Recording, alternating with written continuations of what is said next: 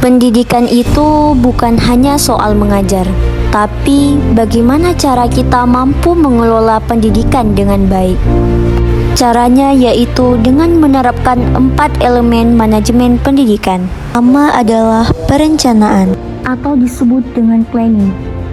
Perencanaan adalah bagian paling penting. Bahkan Allah Subhanahu wa Ta'ala pun mengatakan, sesungguhnya Allah sangat mencintai orang-orang yang berencana dan juga yang berbuat tertib. Hal tersebut jelaskan dalam Quran Surah Al-Hasyr ayat ke-18. Kita dapat menemui banyak kasus nyata di sekolah akibat tidak adanya perencanaan. Banyak sekolah yang gagal mencapai target karena tidak memiliki perencanaan yang terarah. Kurikulum seringkali tidak sesuai dengan potensi siswa, bahkan hanya meniru cara mengatasi kasus tersebut, yaitu dengan adanya perencanaan. Perencanaan adalah fondasi dalam manajemen. Tanpa rencana yang matang, segala proses akan berjalan tanpa arah. Yang kedua, pengorganisasian atau organization, di mana Allah sendiri mengatakan dalam surah Al-Isra ayat 12, dan kami jadikan malam dan siang sebagai 2 tanda agar kamu mencari karunia Tuhanmu dan supaya kamu mengetahui bilangan tahun dan perhitungan waktu. Banyak kasus di sekolah karena tidak adanya pengorganisasian, di mana guru yang mengajar melebihi jam kerja ideal, sementara yang lainnya kekurangan jam. Beberapa sekolah tidak punya struktur organisasi yang jelas siapa yang bertugas dan siapa yang bertanggung jawab. Solusinya dengan adanya pengorganisasian, sehingga proses menempatkan orang-orang yang tepat pada posisi yang tepat, yaitu dengan cara susun struktur organisasi yang jelas dan fungsional, delegasikan tugas berdasarkan kompetisi dan minat tenaga pendidik. Dalam Islam, keteraturan adalah cerminan iman. Bahkan langit dan bumi pun berjalan dalam keteraturan. Yang ketiga, pelaksanaan.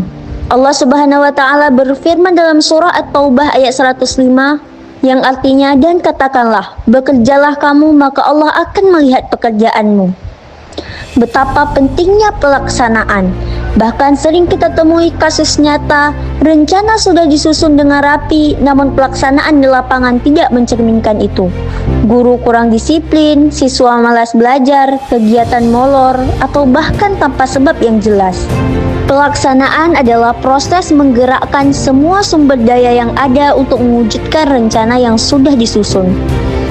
Solusinya yaitu kepala sekolah harus menjadi teladan dan juga semangat kerja kedisiplinan.